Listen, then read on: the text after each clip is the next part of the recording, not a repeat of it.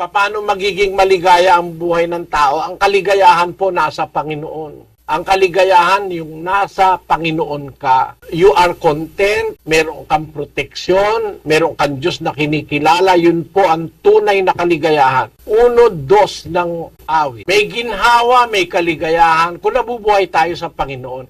Sabi, kung ang kanyang kasiyahan nasa kautusan ng Panginoon at nagbubulay-bulay siya sa araw at gabi sa kautusan ng Diyos, magiging para siyang punong kahoy na nakatanim sa siping ng agos ng tubig.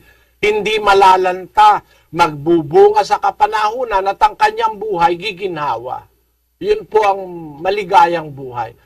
Nakita ko ang katuparan ng salita ng Diyos. Hindi po maligaya yung araw-araw lasing ka. Hindi maligaya yung araw-araw may party. Hindi totoo yung maligaya. Ang tunay na kaligayahan ay yung nabubuhay ka sa isang paraan ng pamumuhay na itinuturo ng Diyos.